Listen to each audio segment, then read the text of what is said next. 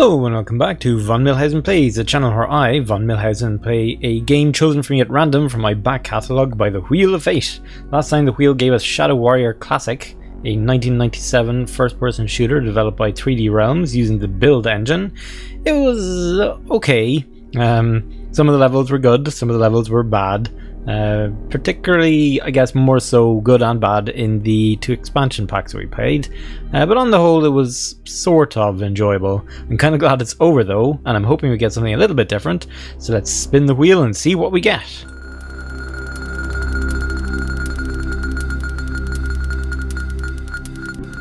We will be playing The First Tree.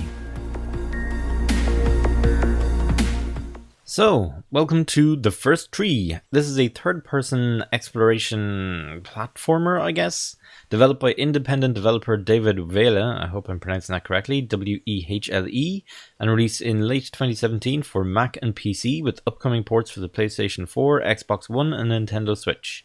I actually only picked this game up pretty recently, about 2 weeks ago during the Steam Summer Sale, and I've purposely kept myself pretty much blind to all of its details, as this game is story driven and I don't want to be spoiled on the story. The general gist of it is that it covers two parallel stories. We play as a mother fox, that you can see on screen right now, who is looking for her missing cubs, and while we do that, we hear a narrative about a man reconnecting with his estranged father in Alaska. The two stories are intertwined, and that's literally all I know.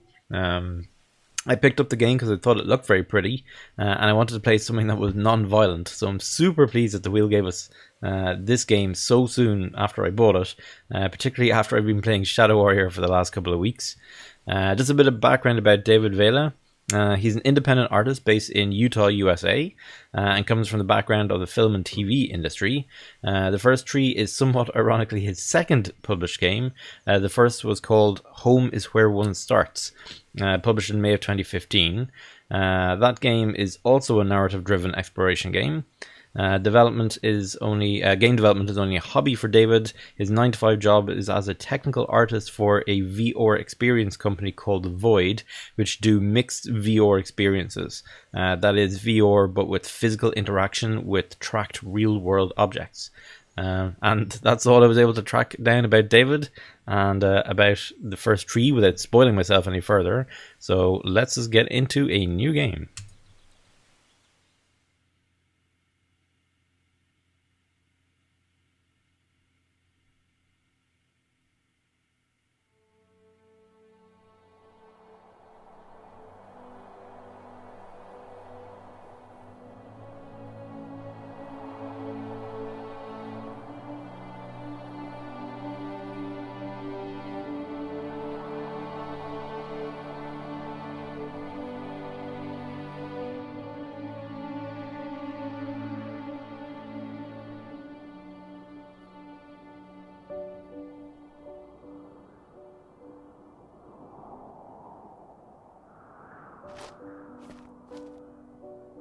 Are you awake? I thought I heard you get up. Yeah, I'm awake. Sorry, I just can't sleep. Are you thinking about him? Yeah, a bit. You should get back to sleep, my love. I'm fine. No, it's okay. What else is on your mind? I don't know. It seems weird, but I had one of the most vivid dreams of my life. I saw a fox on a snowy mountain, just looking confused and worried. Those eyes. I can't get those eyes out of my head. She was running in the windy snow, looking for something. Do you think it has to do with you and what's been going on? I don't know. It was just a dream, Rachel. They're not meant to make sense. A lot's happened the past couple days, that's all. Well, if you're not going to sleep anyway, you should tell me. I want to hear. All right. So, we are controlling this mother fox. I've done a little bit just of like test recordings and stuff around this starter area. I haven't gone beyond, there's like a hill up there, I haven't gone beyond the lip of that hill.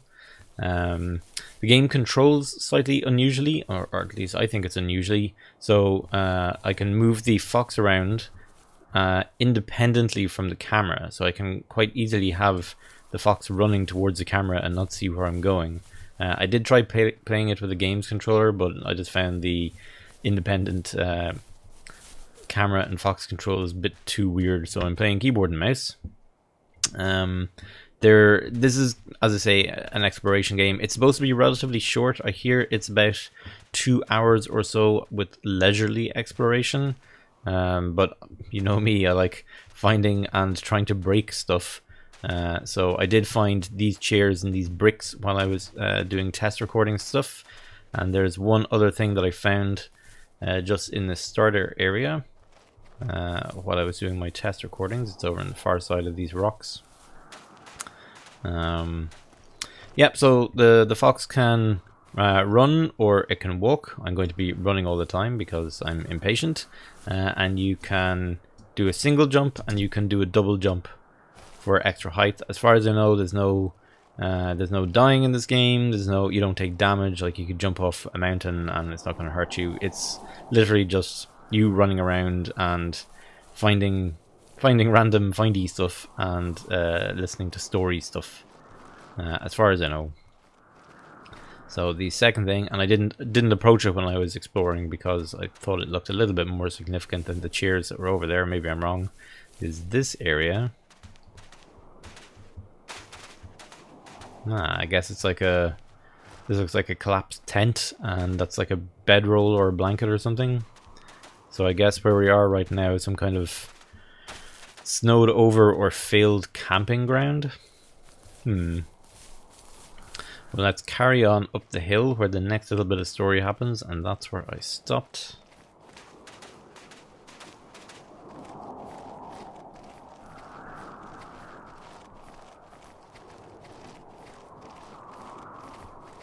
Game's quite pretty. Like, it's clearly not going for a photorealistic rendering style, but it's pleasing. And the screenshots on the Steam store page for it look very, very pretty.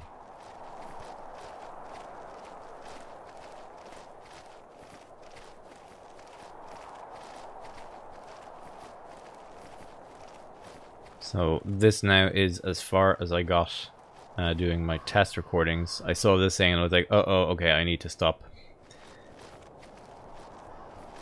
So this is interact. So not far from her home, she followed that path to something unexpected.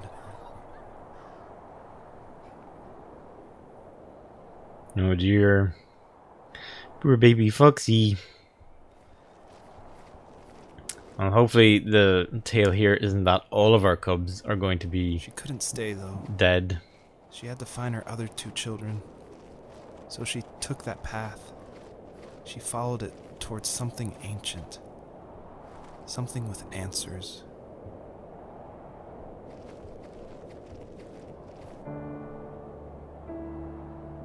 Ooh. Shiny things. The first tree.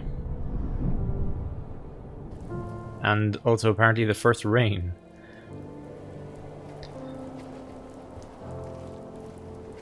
The fox looked high and low, searching for any sign of her cubs.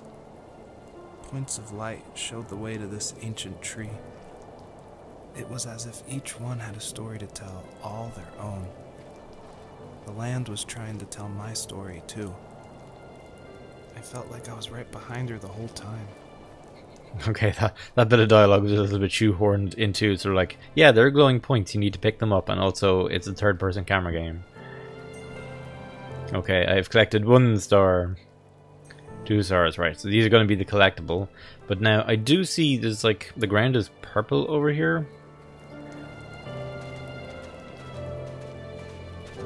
Oh, I see, it's like ice. It's reflecting the sky colors. Okay. And I'm just wondering, again, this is like exploration-y. I'm wondering if there's like stuff up these hills or not. Can I even climb these hills? Doesn't look like it. I know certainly around the starting area there are invisible barriers that stop you from like jumping off the mountain. I'm sort of climbing, but I think there's an invisible wall here. Oh no, maybe not.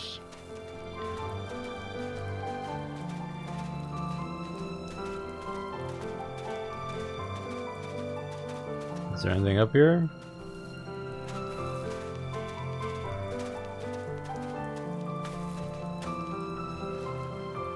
Doesn't look like it. See, like, I could just speed run through the game and like just go straight for all those like glowing dots and all the rest of it, but I feel like this is the kind of game where there's plenty of stuff that's going to be hidden off of like the highlighted path, and that's where like a lot of the story and stuff is going to be. Like, for example, that's your starting area down there, and that's like kind of the brown log that we jumped over when they were kind of teaching us that you have a double jump, and then we came up that kind of area just there in front of us, up the hill to the fox cub. But like, we would have missed the chairs and the park bench and the campground and stuff over there, which kind of tells us this was a camping area, if we hadn't explored. And I don't know like how much important stuff there is. I had a very, very quick look at the Steam achievements for this game, and there are achievements for finding hidden objects that are hidden throughout the world. Now, I'm not a big achievements junkie or anything like that, but, you know, I do like finding secrets. So, you know, I'm going to try. So there wasn't anything up here. Wonder if there'd be anything over the far side. I do see another kind of plateau area. Oh, and it looks like the crows have returned to fly around our poor cub. Let's just go briefly check out this big rock over here.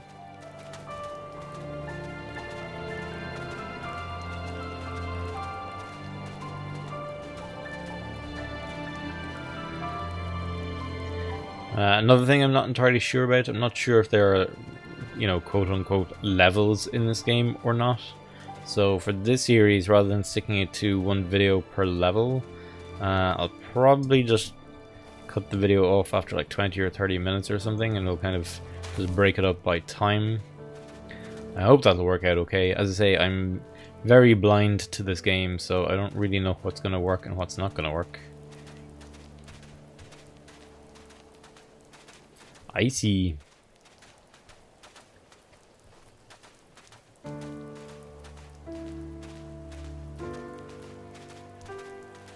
It's gonna get pretty slippy with all this rain.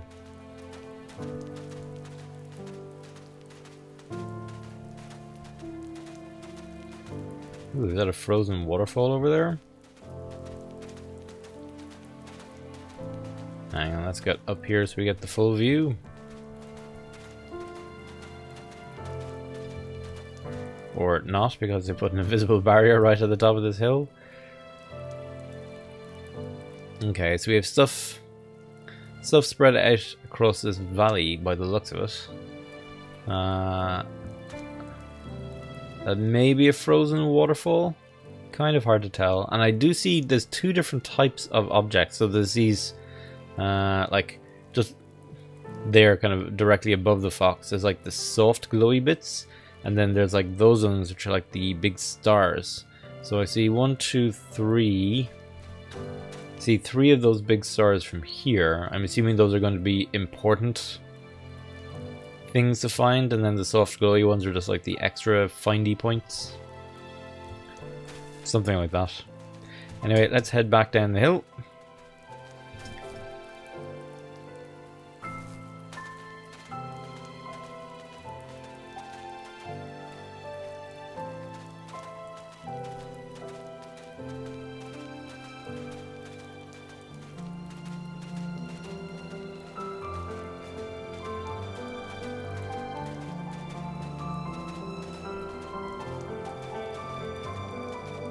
Another thing that I'm slightly concerned about with this game is anytime I start a new game from the Wheel of Fate, the very first thing that I do afterwards is kind of look up the legal situation in terms of whether the game developer or publisher has any issues with people having video or broadcasting or anything like that to do with the game. Oh look, Bun Buns. Hey Bun Buns, don't worry, I'm not gonna eat you. I'm just over to say hello. You happy, Bun Buns? Okay, I don't think I'm making the Bun Buns happy, so let me just stay away from them. And there's a very, very short FAQ section on the page for this game, like on the developer's own site for this. And the question is, hey, can I stream this game? And the answer is, sure, absolutely, go ahead. But do note that I did license some music for this game, and you may get copyright strikes on YouTube about the music. So he says, like, you know, if you do get a strike, please contact me and let me know, and I will do my best to help you out. So I had a look on YouTube, and I did find other Let's Play series in this game, some of them even without commentary, so like you could fully hear the music without somebody like myself talking over it. And those seem to be up and online, so I'm kind of hoping that this isn't a major disaster. Hang on, before I go to that thing, this looks like a very defined ridge up here. So yeah, so I'm hoping that I'm not going to run into troubles with this game. So I may at times just ramble on like this over some music, or I may even fast forward certain sections of this game, particularly if there's just like large sections of me just running from one spot to another. This fox is not the quickest beast in the world, particularly up slopes. Surely this has to be a place. Aha! There are glowing dots here. Secrets. Ooh, what's this? You can kind of zoom in and out on the fox with a scroll wheel. What is that? Is that like a clam or something? Or a bit of broken something? That looks like a design on something.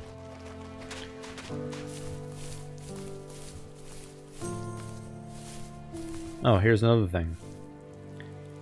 It's like a broken pot. Wonder what that's about. There's more bits of broken stuff here. Okay. Can we see anything else from here? No, this just leads back down to the glowing star.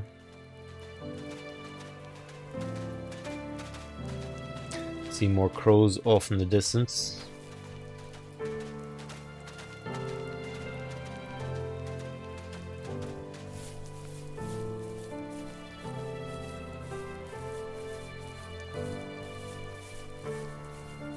Okay, what have we got here?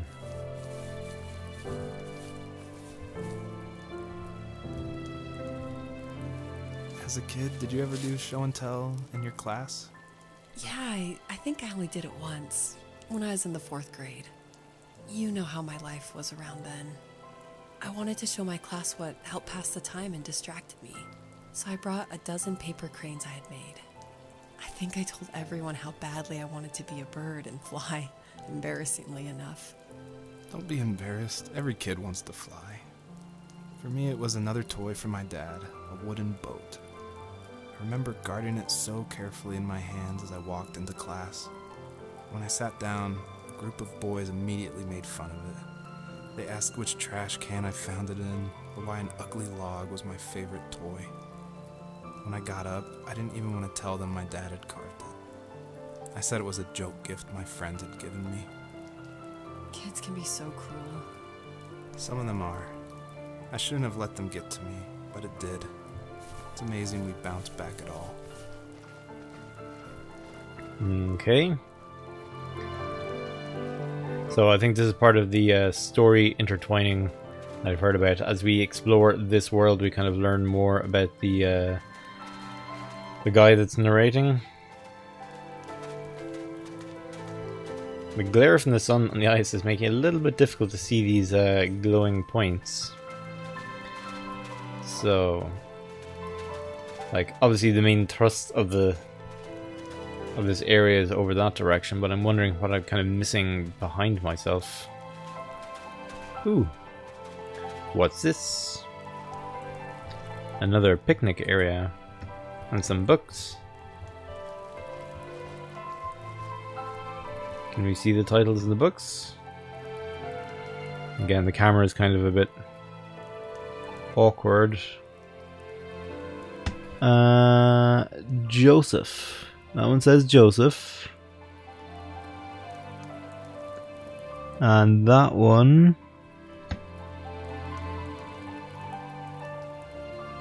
might also say Joseph. Hang on, can we use this table to... Yeah, that one says Joseph as well. Okay. So, the handwriting that was on those looked fairly childlike, so I'm guessing those are childhood journals of his.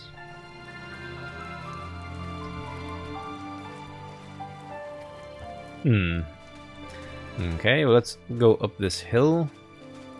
I think this is the ridge that we were at previously.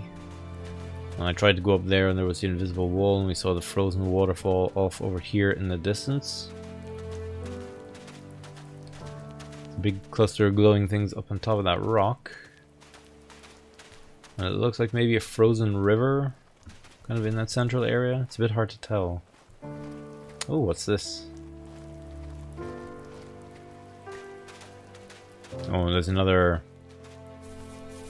star item here.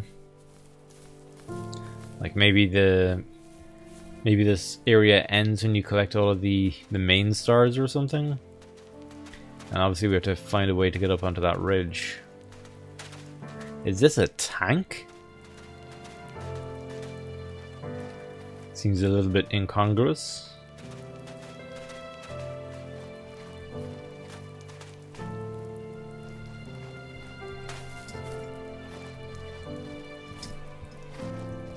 It's a frozen tank.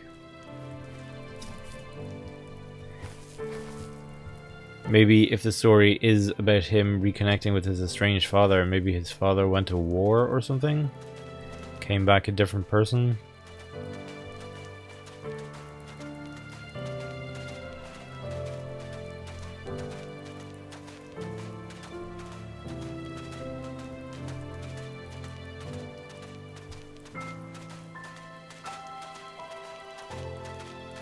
Oh, I think there's an invisible wall here. Yeah, I can't move forward that way at all. So we're not going up there. Let's see if we can get the sparkly things up in this ridge. I'm trying to do some Skyrim style mountaineering here.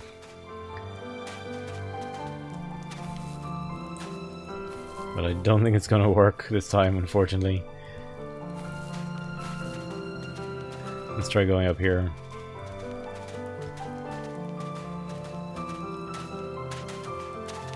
Aha! Victory! Ooh, and there's something else here as well.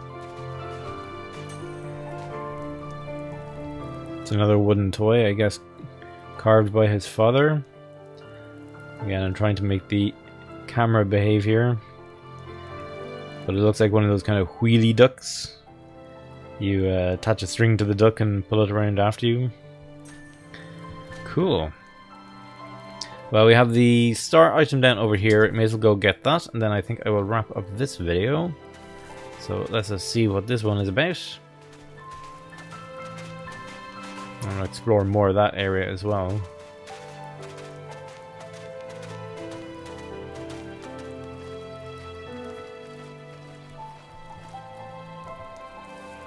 Usually those kids would leave me alone, but somehow they could tell I was different.